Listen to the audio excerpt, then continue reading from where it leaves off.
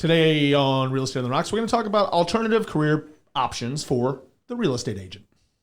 Welcome to Real Estate on the Rocks, where you get top shelf real estate conversations served straight up, never watered down.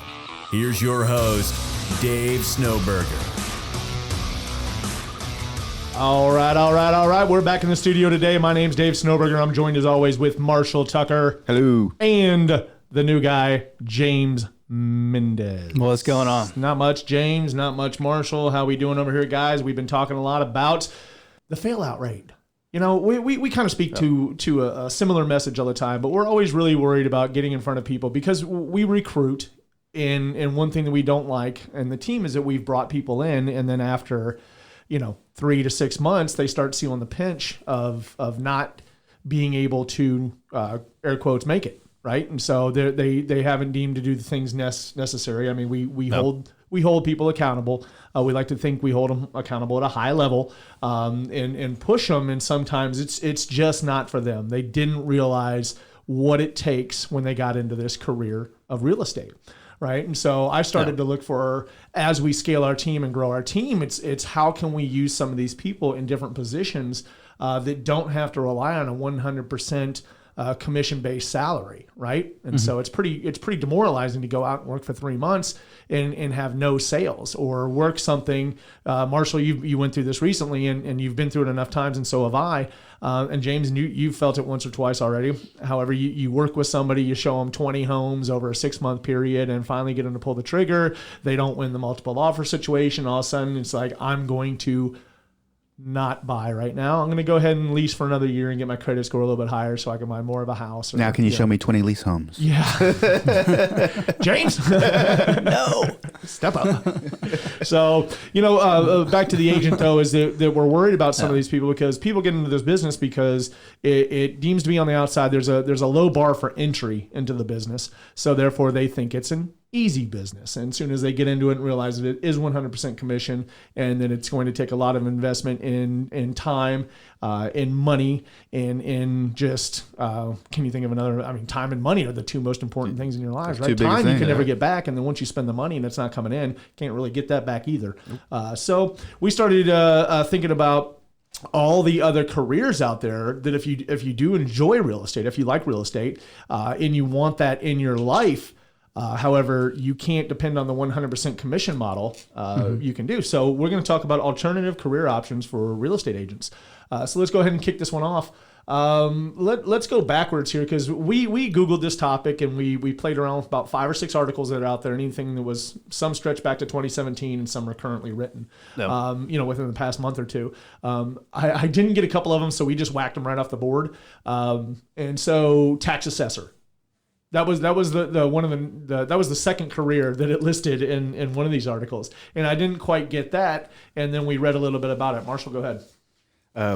Wow, I don't have any because you didn't bring in your paper. I just say, it may seem like a boring job, but man, the exciting adventure of being a tax assessor and looking at people's properties and having them come in there to tell you that it's worth less, man, I can't think of a better career option. Oh, get out of here! You'd be an employee of the county or municipality. Your job would include analyzing properties to ensure taxes are assessed properly and homeowners receive the correct bill. Tax assessors also provide property tax rates and valuation schedules to determine the amount of taxes owed. Does this not sound exciting? No. Yeah. Very. Okay. Well, the thing with it is that I'm sure it carries a decent salary with it. Probably somewhere around the $40,000 to $50,000 range, and that you more than likely would receive, since it's a government job, you'd receive benefits. So most that's huge perks. I actually know a couple of agents who had to leave because of the benefits. Right. They had a family to take care of. They were the sole provider, and they needed something for their, one of them was a child, or needed a coverage for the child. So I was a license, still in business, but had to seek other means. Tax assessor would be a good fun avenue job for some people. Fun job, according to Marshall. On-site agent. That was another high one right there that I've seen a lot of people do this. And I've seen them flip-flop back and forth between the markets, which is smart. when there was a downshift in the market back in 2007 to 11, a lot of people that I've met that are agents are coming back into the space. Or when I first started out, we were coming right out of the recession. Yeah. And I was meeting a lot of on-sites because I was told as a new agent I needed to go preview 100 properties a week. And so I did that. Yeah. And I went and looked at all this stuff. So I met a lot of people. And then a month or two later, they're back into the real estate space. Whether an actual agent or they've gone to work for the same brokers I did, or whatever else. And I always wondered about that. Like, well, that's a great job to get because there's always really certainty, I guess. Sounds like a never-ending open house. Pretty much is. I mean, your client's the builder. That's who you work for now, right? Yeah. So you're employed by the builder. Depending on the builder, you'll either have to contract to sell their homes or just be an employee. No, I don't say just be an employee. That devalues it, but be an employee. And then as an employee, most likely you'll be stationed at a specific neighborhood, all right? And then given a set schedule and the days you need to work. Either way, any way you skin the cat, it's going to be you're working for the actual seller, the builder.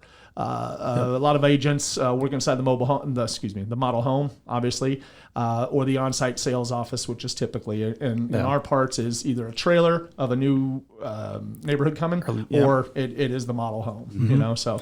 And some of them are doing pretty good. I actually connected with some guys kill it. What are you talking about? There's a couple some people. Yeah. There's a couple of them posting, picked up a new car for his wife. He's doing this, he's doing that, and you're just seeing highly successful people in that area. And I don't know what they were doing before because I just met them recently. We talked about Image before. Seems to be, but they seem to. I mean, if you're buying a newer car, and posting a lot of stuff. I mean, some of it could be for fluff, but seems to be that this particular, there's 2 or 3 of them that pop up a lot, seem to be doing really well for themselves. The on-sites in my neighborhood, the row of homes in my neighborhood outside with all the on-sites, it looks like a car show. I mean, it's like, one gal's got a Maserati, a just awesome white Maserati. Kind of like Maserati Mike's, but white with the black rims, and then there's obviously the Mercedes and all that other stuff out there. And so, they're all doing really well in our neighborhood. I mean, and I'm watching the sales. Most of the people buying in my neighborhood are unrepresented. They're coming straight into the on-site. And so when that happens, the on-site actually gets to keep more commission. So from how I understand it, the on-site has a set amount, and the more when they bring an agent in, they wheel and deal, and they're vying for that on-site's commission. And so I'm digging deeper into that because we've started selling a lot more new builds lately, and it's across the board. When you walk in, it's different, right? Some builders are there and they want to wheel and deal, and right off the bat, and they start throwing things at you to get them to sign on the dotted line. And I was at one the other day. I sold about a $500,000 house. Got a referral lead, went out there. The people are in California, went out there, looked at the property, FaceTimed them and everything, and said, this is cool. I go over to the builder and talk to him, and he's like, oh, we don't have anything right now. It's what's listed. And I was like, oh, okay. Like for the past 3 years, the developer out here has been doing crazy promotions, right? So these promotions where he's bringing in 250 realtors, doing drawings, give you a card, and then doing $10,000 giveaways, like all kinds of crazy stuff to lure realtors and their clients out there, right? And you're telling me, and this is exactly what I said to him, you're telling me the day that I show up, you've got nothing going on. There's no incentives, there's no anything, there's no nothing, right? And he's like, that's right. I was like, cool, peace. And I walked next door to Wilshire. Right. And so when I'm leaving Wilshire after talking to the guy over at Wilshire, and they will wheel and deal over there. Right. So they're I'm able to get, blinds, some more appliances, a security system, ceiling fans, grass, 2 trees in the back, whatever else.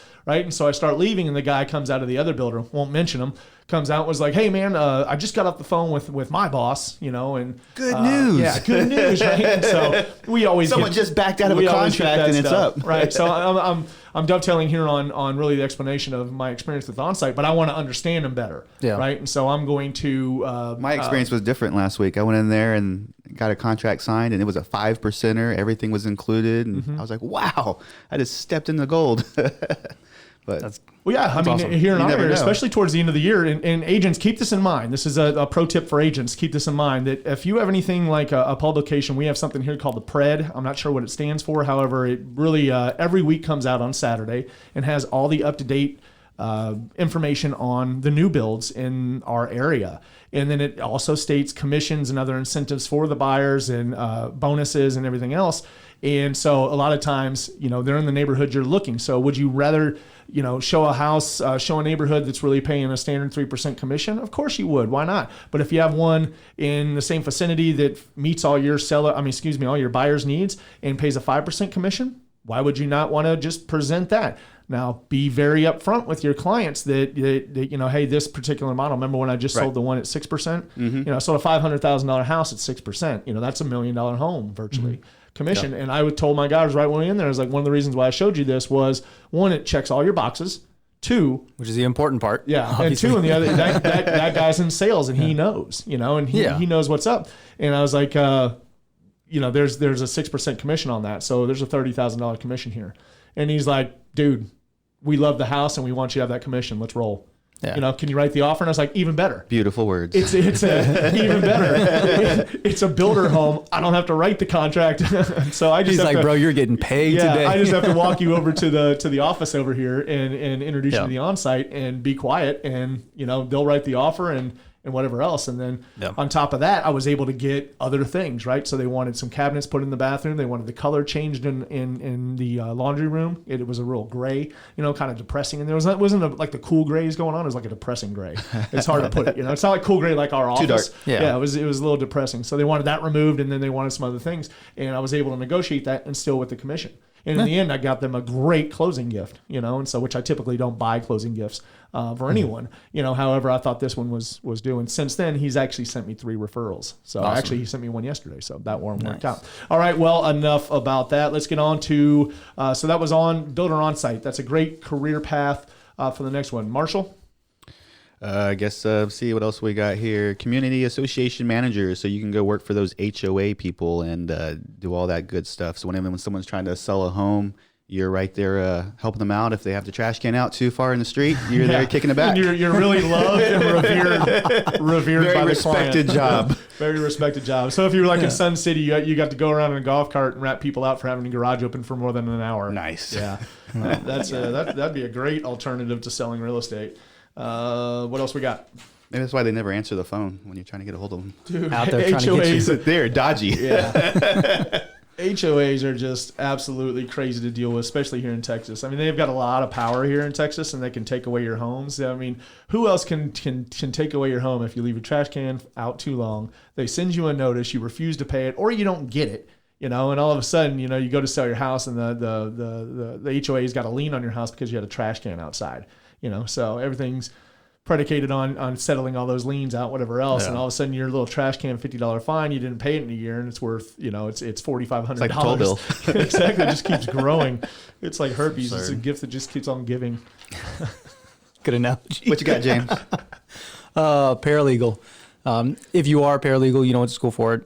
You can work for a real estate attorney, which could be really beneficial because you'll have a better understanding of like contracts and ins and outs of those. So it just gives you better understanding when you're negotiating and things like that. Right. So you get firsthand experience with it. What about a real estate analyst also? If you're good with numbers and you enjoy researching current market trends, this may be the position for you. Most likely working for a builder. Exactly. Working for a builder, you provide analysis regarding sales and land acquisitions, and you would analyze potential deal structures and present management of final approval. That actually sounds like a really cool job. However, I'd rather be more on the sales side of that because I'd want to be paid commission on any of that big stuff being done. So that's just the me. upside of that is if your long-term goal is like investments and larger deals, you would understand, especially if you're young, you're just getting into the industry. If you have already spent years on the research side and you're able to understand how deals are put together, cost, and doing the whole budget and everything for them, then you have a leg up on people, in that respect. If that's your ultimate goal. If you're going to be an agent, that's definitely not the most efficient way, but it would give you some understanding when you're pricing properties. Right. You could switch gears and be a loan officer. That would take a little bit more schooling. More than likely, wherever you got your license, you could go to the same place and get your licensees or get qualified to take your exams and things like that through the same outlet there. As a loan officer, you'd help people secure financing and purchasing their home, obviously. More than likely, if you worked with a few people through the process of figuring out that you didn't want to be a real estate agent anymore or a realtor anymore. You probably spoke to a loan officer here and there, so you have some idea of what they've done. Mike makes it look easy, so yeah, I think Mike makes it look jump over easy. there. However, going into conversations with him, I know that it's not, because there's so many loan officers. Think about how many realtors are here in our town, at least. We have over 16,000 realtors.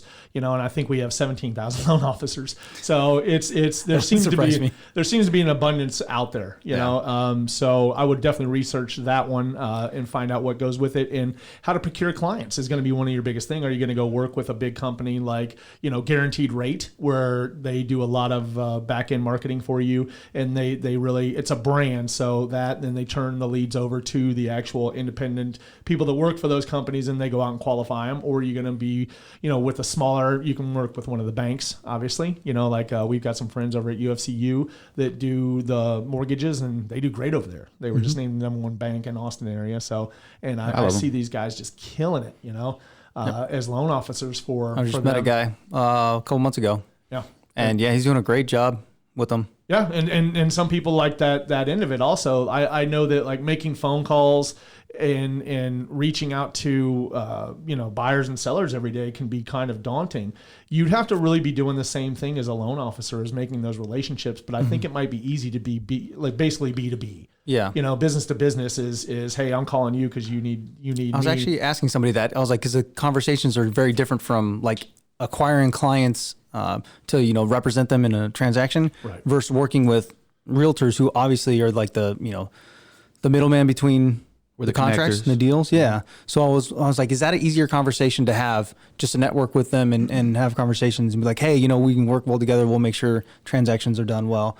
And I heard, like, from what I've gotten was mixed reviews. That's what I was going to say. I mean, it seems like it would be sitting in the seats that we're doing right now. It's like, oh, we know so many realtors. We'd be great at this. Yeah.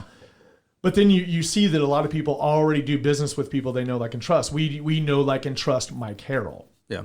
Right, with Guaranteed Rate. We know him. I've known him for years. I introduced him to you guys. You guys were apprehensive at first because you like to use the people that first touched you when you got into the real estate space. And I don't mean that in a weird way. I don't remember who that was now. Wait a minute, he did touch me. I forgot about that. So it's then I introduced him and said, hey, look, if you're coming to work with this team, this is who we use. They're the first line. Then we have, we have the whole recommend 3 if we have to, you know. However, Mike has done a great job, and always to fill that space where we need somebody on our team that's as familiar as we are. He would be as familiar as us through the transaction, right? So we promote him as being part of our team. However, he has really nothing to do with our business other than helping facilitate it and really getting the people qualified so we can sell more homes. He's been so really he does a great reliable job. too. Sending me pre-qual letters at 11:30 at night. Yeah. I mean, he's always available, so I really appreciate that. Yeah. He just saved a deal. We talked about. Yeah, that was weird. 2 weeks, got like half an answer of it can't happen with no explanation. Mike has it for less than 48 hours, and she's like, he's like, comes back, she's good, take her out. Yeah. I was like, now? He actually came over here He's in like, our it's done. office. I was sitting up in the front lobby, and he came over and he was just like, I have no idea what's wrong with this other lender, but this girl's a home run. Like, she's a slam dunk. So, I got the message. I was like, hey, we're good. She's freaking out. Single mom, ready to go, and just couldn't be more excited to get into a home. Yeah, that's fantastic. Awesome. Yeah. Another one you can do here, I started this way at first because I thought real estate was going to be super easy getting into it because, it was, I knew a lot of people and here we go, blah, blah, blah. But leasing agent, I think all of us have done this when we first started out. I think James is having a hard time escaping that space. He keeps taking his head back there, or he's like a crab in a bucket, like the other crabs won't let him get out of the bucket. They just keep him. Keep him. Someone asked me who's like my last one, they're going through a big life issue and needed help, and I was like, Nothing worse than someone telling you, I want to go find a house and this and that, and you get all excited, you start talking to them, and they're like, yeah, do they take pets? What? Oh, you're talking about leasing a house? Oh, yeah. Oh, okay. James. James like Mikey. Mikey will eat it. Like, James will lease it. Oh, man. The bad thing is I've saved some like pretty hairy deals. So I guess people were like, oh yeah, if anyone can figure it out, he'll take care of you. Yeah. Now you get all the hard leases. All right, we got to start speeding through this. I just looked over at the clock and we got to start burning through it. So, leasing agent, as a leasing agent, you work with rentals, obviously. Whether it's a rental home or an apartment, you can focus on attracting the tenants, screening them, confirming rent amounts, and once they've signed the lease, you'll collect a commission, a smaller commission, a much smaller commission. And a lot of times leasing agents have a lot of work cut out for them. There's always that phrase out there that buyers are liars, right? And so one thing that I believe this is organic to me was I worked with so many leasing people at the first of my career that and everybody always told me that you got to qualify buyers because buyers are liars, and that's not the most like flattering thing to say about potential clients you might have. However, it was like buyers are liars, leasers are worse. And I developed something that I actually even put on a piece of paper. We have talked about our leasing thing before, and we actually sent it out to a few people, our qualifications to send to a lease to not waste our time, because we definitely want to present it as we don't want to waste your time. So go ahead and tell us all the skeletons in your closet, because once they do a background check, it's amazing what these things can pull up. They're going to find out everything about you. I told you we had one, someone asked me, they had weapons and drug charges in the past 2 years. Nice. Like, can you help me? No. Yeah. I can't. I have nothing. But you're right. The qualifications. So I lined out, especially when I was doing leases a lot, I lined out, I think it was like 11 or 12 questions, and then had them so I can get all the information and documentation up front. Man, that chased away so many people. It was great. Yeah. Well, and also here's a nice little pro tip for you if you're going to work leases, that go ahead and have that package together. And once again, I believe it's on the Top Shelf Agent Network. You can go search that in there. Just put in like leasing, and it should pop up, and it's a little PDF attachment. And you could take that, make that your own, rewrite it in any sense, but you have to mention the commission, that you don't get paid unless they lease from you. You're not a tour guide. All right. You need to stand up for yourself and have a backbone and tell these people that, yes, I make commission off this. If you go this other route or rent from a for lease by owner, which do exist. I had someone do it to me after me showing them 15 homes, back when I first started out, and I learned that lesson, of not to do that anymore and start telling people and being quote unquote transparent. And saying, hey, look, ma'am, you're going to, I'm screwed. Back then I was driving a Dodge truck. It was $3.85 a gallon. I always talk about that because it was true. It was a rough part of my life getting into real estate and trying to make it, And I mean, I made $4,800 my first year, $4,300. I can't remember what it was. It's just funny because I started off in a Dodge truck too. Yeah, true. And so, it was a rough thing to do, but it was like you had to qualify the people. And then I would send them, here's that pro tip I was talking about, is send them the application to fill out first. Have them show up to the first property you show with that application in hand. Tell them to leave the address blank. Right. Yep. And so let's do this. Right. And so when you submit on a lease, submit everything. It makes you look more professional. Take the lease, take the application charges, have those in separate checks or separate money orders. Take the actual lease, what's that called? Deposit with you, or, not with you, but when you submit, have that and put that with them. And people don't understand that, is what we're doing here is we're going to submit thinking that they're going to accept us because you've been completely truthful with me, that you've got nothing on your credit's good, you've never been evicted, you've never had slow pays on your rent, you don't have a 90-pound pit bull, and just like things like this. So what we're going to do moving forward is we're going to pay the pet deposits, we're going to pay all these things up front when we submit, right? And so, and a lot of times I would even have them leave the money order blank. And that requires a lot of trust and a lot of explanations, because there's nothing harder to cash than if you get turned down. There's nothing harder to cash than a money order that's made out to somebody else. Yeah. And so a lot of clients didn't get that. And I would say, hey, look, where my brokerage is, here's my business card, this is my license number. I'm not going to risk my career and livelihood for your $1,500 deposit. You need to get that through your head. Like, I'm not a scam artist. You met me at my office. This is my broker. These are the things. And they'd be, okay, they trust me. We go. And then I would come in looking way more professional than everybody else that wasn't submitting these things or submitting half the documents or whatever else. And I had it all in a big package ready to go. And I learned that after time. And I got to be a very, very efficient leasing agent. And like I said, I won a lot of awards for leasing. And then I realized I'm the tallest short guy in the room. I got to get out of this leasing stuff. So it was a launching pad. However, I wouldn't take anything back. It was a launching pad for where we are today. So a little bit longer on leasing right there. Marshall, what's the next one? Well, I got inspector on mine here. So I guess if, you don't want to sell them, you can jump in there and inspect them. So as an inspector, you'll need to have high attention for detail. You'll be climbing into attics, or if you have them in your area, basements, and basically just determining the condition of the property and conveying that back over to the client. Yeah, that can be a supplemental income. I know an agent that we use, actually, his name's Kevin Bro. It looks fun.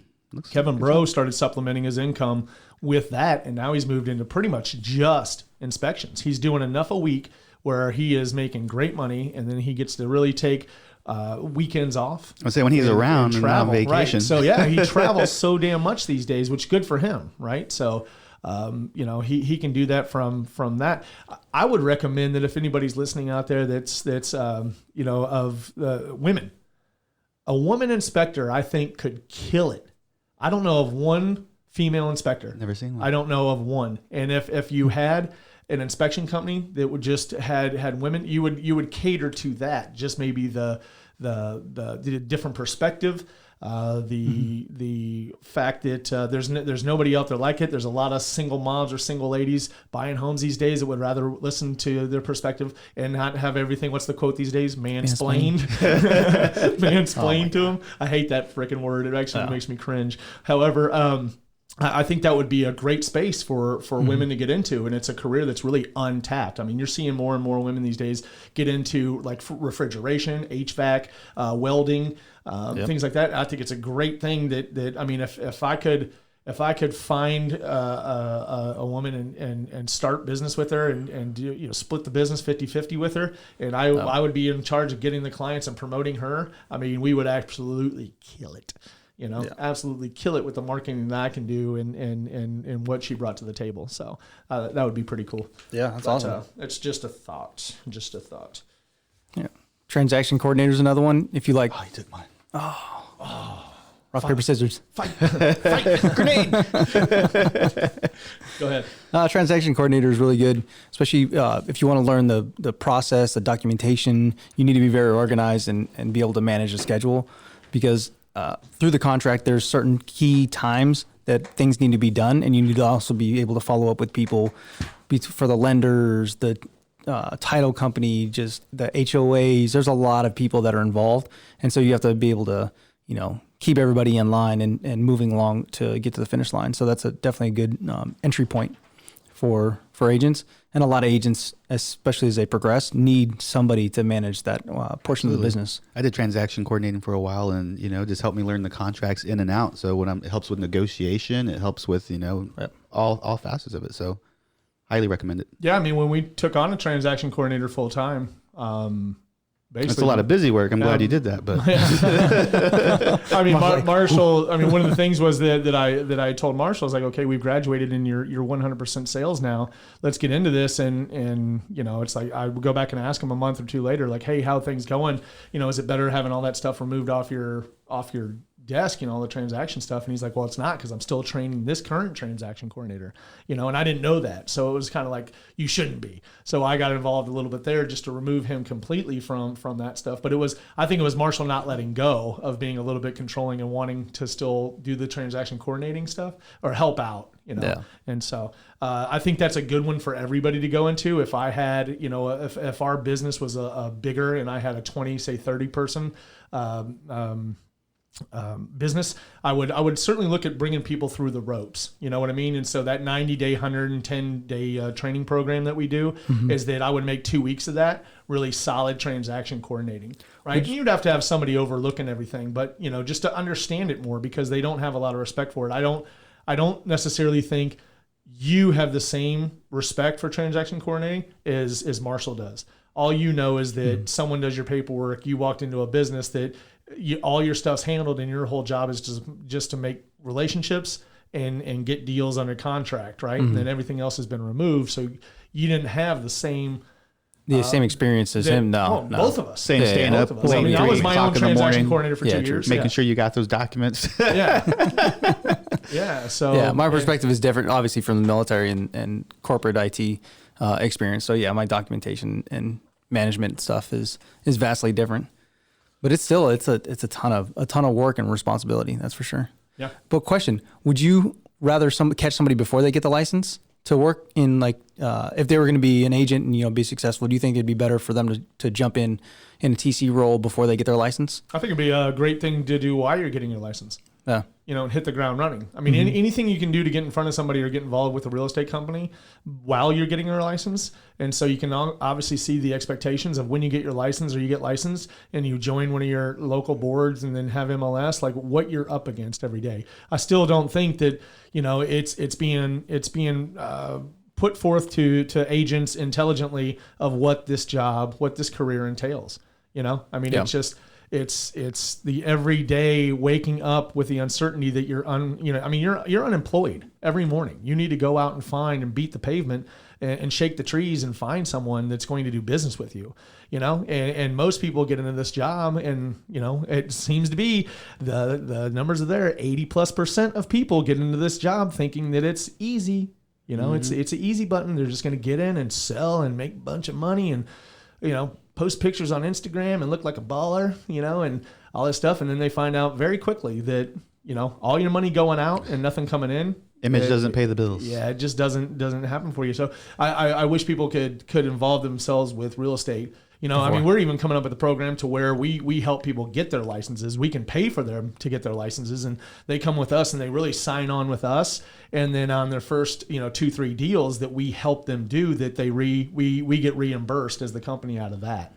And so we just are trying to come up with a better way to protect our investment, because we've heard the nightmares about people doing this and putting forth the money to have somebody get licensed and then they go with a different broker, because the whole time they're at a real estate school, if you're not doing it online, and if you're going to a real estate school, you're being courted every single day by somebody in the industry. You have one of the big box brokers there, typically trying to buy your love with pizza and tacos, and just trying to really, present that that's the way to go. You shouldn't go with anybody else. Why would you go over here? And I mean, I did. Right. Yeah. So I listened to the person who had the best sales pitch and joined them. And at the time they had the best pitch for me. Right. It was free. That's what they pitched, free. However, once I got the knowledge that I needed, I realized that I was getting whacked on the back end of the deal pretty hard. And there's nothing that's free in real estate. No. There's nothing that's free except a hard time. Let me see here. How about a real estate photographer? So, we all need photos, beautiful photos for the MLS. So you can go get you a couple classes and learn how to take the different light measures and eye-catching photos. So, yeah, that'd be one thing to do. Okay. What about a marketing specialist or analyst? Let's just do with a marketing specialist. As a marketing specialist, you'd focus on understanding the competitive environment. You merge your marketing with real estate background to collect data, analyze, and provide reports to help leadership make strategic decisions. Okay, that's not what I'm used to. I'm reading this thing here, and I left out the word. I said the word analyst and then really got into it. That's more of an analyst. I would be looking for, these days a lot of teams are looking for marketing specialists. Social media. Social media management, marketing specialist, coming up with evergreen ideas that would, help somebody get the phone ringing, really. Mm-hmm. And so I know that's being looked for at a high level. And then the problem with that is that a lot of social media marketing and marketing people are charging an arm and a leg, and real estate companies, brokers, they run pretty slim margins. After they pay their rents and they pay a lot of their staff, and I'm speaking from personal here. So after they pay a lot and they keep the lights on and they pay all their own bills, there's not a lot of money left for a $4,500 a month marketing person. So you need to really find somebody that's starting out, or maybe even a part-time person that can work for you about 10 hours a week, and do 10 hours worth of marketing is better than nothing. Yeah. And if they're producing content within 10 hours and it's turning around and it's turning into sales and money, then you can up that to the 20 hours a week till you can afford to scale out and have a full-time marketing person.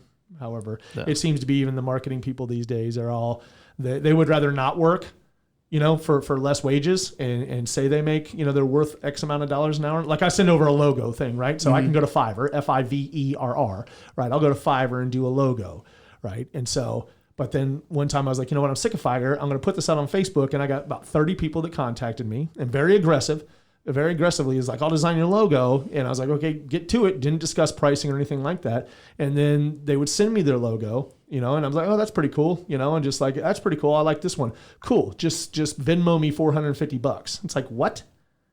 $450 to design a logo. I can get it done for 15 or 25. Looks like the one like the one on Fiverr, man. Yeah, it looks like the one I just made. I mean, I like to think that I'm somewhat creative, and can get the job done with some of the apps out there that are, $20 or $5 or $10 apps. Yeah. And so I just sometimes want a different perspective of how people, what I present. I won't give them any ideas of what my business looks like, and just like from what I tell you right here in this descript measure, like take it and run with it and design me a logo and something I can brand and grow off of, right? That can be seen repeatedly over and over. Create my golden arches, create my my Starbucks logo, it's like, so, and then I did is like $450, which in the grand scheme of things is a drop in the bucket. However, if you're a new agent starting out, $450 to design your logo is a little bit steep to me, you know? And so, but I've seen Fiverr's prices even going up. They've got people on there that won't even touch your work for less than $1,500 to design your logo. So people know that it's typically it's going to help you. I mean, it's going to help you, with your branding and help you stand out and help you make money. So why not charge there? So sometimes you just have to look around to find the right people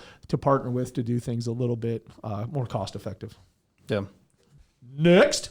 I guess what ties into that is a graphic designer.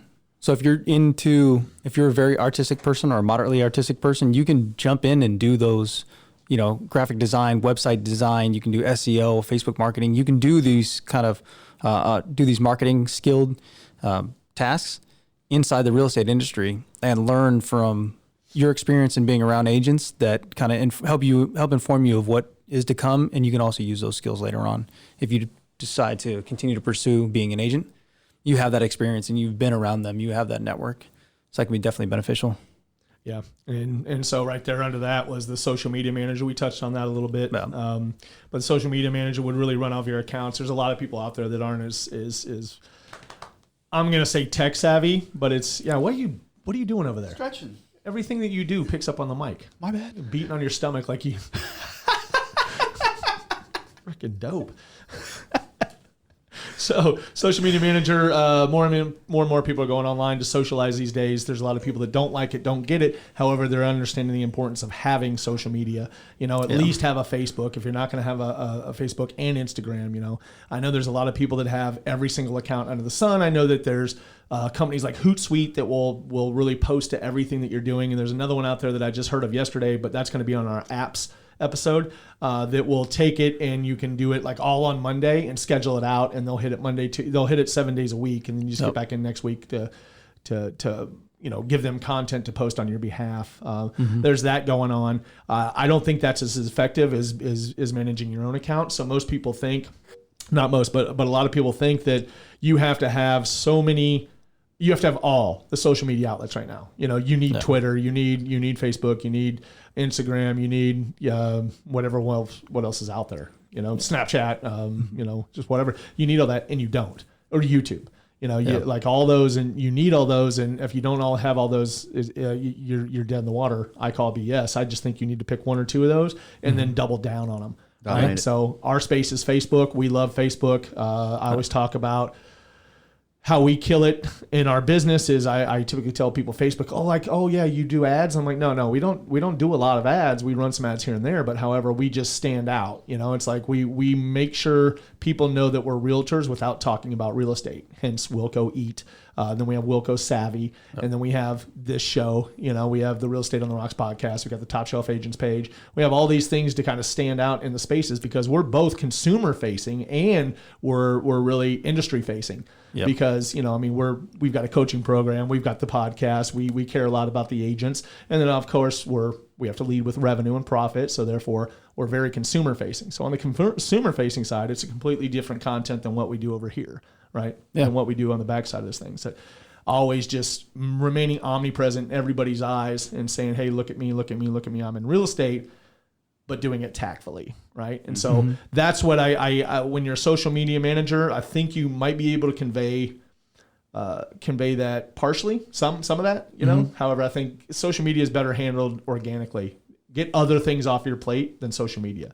However, I think some people are so far behind the curve or just so overwhelmed by social media, they don't touch it. So that's who the social media manager would be for. Yeah. Something is better than nothing. Everything works. I heard this the other day from Dustin Brome's podcast, and I liked it a lot. I told Marshall about it.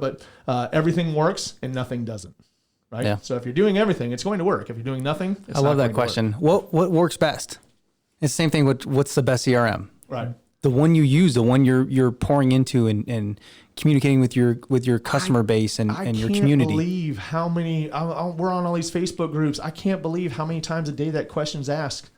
Like, I know. You know, I mean, I just can't believe what's the best CRM. I cannot believe that's asked that much. I mean, I can get onto my phone right now, grab my phone, and hop on to a couple times a week. One of the Facebook groups. Guaranteed. A couple times a day, it seems. Yeah. Like, it's just the craziest. And then now it's so prevalent out there that people are making fun of the question when they see it.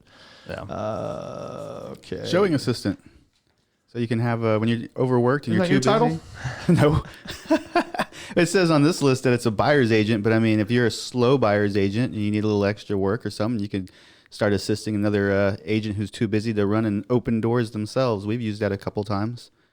So remember, I was out of town one time and I needed a door open for a nice lady. So paid a showing assistant to run over there and open the door up, and all was good. Saved myself some trouble. Yeah, at this point in time, we have a showing assistant down in Corpus Christi because we take on lead down there, we qualify them, and then instead of me driving 3.5 hours, or, you know, if I'm not going to be down there for 3 or 4 days, I just hire somebody that's a licensed agent that doesn't have a lot going on for him right now, and he welcomes it because it's extra income for him. And then as soon as we can get him into the buyer's agent role down there, you know, it's he can start handling that for a much bigger piece of the pie, you know. Yeah. But right now, all he's really doing is opening the door for us and answering entry-level questions and then turning back over to us, and then we're able to get all the offers written and everything and really facilitate everything from Austin. So that's worked out well. That's had me kind of scratching my head. We should start doing that in other markets. However, it's hard to just find somebody that can do trust. that, you know? Yeah, who you trust to do it and not blow the sale. Or, you know, I've even heard of the horror stories of, you know, them in a sense poaching the client, you know? And so I've heard that kind of things. I don't think our guy's actually going to do that, but just one of those things. What else we got, fellas? Let's get, we're getting close to wrapping it up. Did we here. touch on appraiser? Yep. Yeah, we touched on appraiser. You were asleep. You're over there smacking your belly around. This one, the last one here was a real estate trainer. A lot of people get into the business for 1 or 2 years, and then I see them go into, be a trainer. They like working with people more on the industry side than they do the client-facing side, and which is fair. I don't like the statement much that a lot of people throw out there. It's like a coach, yeah. That those who do can, or those who can do, and then those who can't teach. Yeah. I don't really agree with that statement. I think that people sometimes are better at maybe being an instructor or internalizing the information, and they're able to teach people how to do things. You know, I mean, can Tiger Woods' coach beat him? No. And so, you know, it's just kind of like it's kind of like that. You know, it's like Tiger Woods' coach is there to remind him of the basics. You know, it's like stick to the basics. Stick to the things that work for us here. This is what goes on with your swing. And it's the same thing with, I think, a trainer or a coach, is we're just really there for accountability. You know, I'm in the coaching space. We're in the coaching space. And most of my phone calls are really that, is just kind of like, you know, hey, let's set a goal. Next week when we talk, we're going to talk about that goal, how we didn't achieve it or how we did achieve it, and then what we're going to do to add to that goal, you know, and really, you know, that. And so I've always been, I hate that statement. And obviously I've internalized it because so many people out there, especially Instagram realtors, talk shit about that stuff, you know, talk crap about coaching. Other coaches talk crap about coaches, you know, and just, you know, what determines a coach right now. Like, I'm a certified real estate coach with Tim and Julia Harris. However, somebody with Tom Ferry's organization maybe say, well, that means nothing. You know, we're the authority over here in coaching, you know, or some of the other real estate coaches out there would argue that, you know, that they coach off of experience. They sold 100 homes for 5 years in a row, so therefore they're coaches, right? Yeah. It doesn't take, the bar set pretty low for real estate coaches at this point, is what I'm saying, you know. And so it's if you're going to get into coaching or training, you at least need to know what you're doing. I don't think you can get right in and say a week or two into the business and say, you know what, Time to start coaching. Yeah, I'm a coach, and we do see that. We see people do I've seen 6 that months quite a- worth of deals or hit a home run in the first year with stuff, and then all of a sudden their local offices start, parading them around the office like, oh, this so-and-so is going to do this little clinic real quick on how he sold 15 homes his first year, and then all of a sudden, like that guy that sold 15 homes his first year, next thing you know is that's the person that everybody's looking to for advice. Yeah. And I mean, selling 15 homes in a year it's an accomplishment, right? But do I think that's the bar for being a real estate coach with people that really need to take the career to the next level? I don't know. I guess I don't know. I'm trying to I'm walking the line of right about to lose it and talk shit, or just keep it cool right now. So I'm going to go with keeping it cool. Keep it cool. It's Monday morning. It's Monday morning, and I just want to keep it cool. This show's running a little bit long in the first place, so let's go ahead and get out of here. Don't forget Mike Harrell. We talked him out a little bit. Please give Mike a try. No, I'm just kidding. You don't have to please give Mike a try. But he's definitely a person to have a conversation with if you're having a tough time getting somebody approved. He's done it once or twice for us this week already. He's done it for us 100 times over the past couple of years. Is he can get things done that other people can't. His name is Mike Harrell. He's with Guaranteed Rate, and you can reach him at info@realestateontherocks.com. Do not forget to smash that 5-star button. And if you want to get a hold of us, you can reach us at text Top Shelf to 88000. Once again, that's Top Shelf to 88000. We are here for you. And don't forget to like us on Facebook, which would be what? Top Shelf Agents Network? Real Estate on the Rocks. Oh, Real Estate on the Rocks. You can speak up. You got a mic in front of you. I know. I was letting you take it off. There you go. You're letting me butcher everything. I appreciate that. Certainly appreciate that. All right, well, let's go ahead and get out of the studio, guys. Next time. I'm out. Oh, there you go.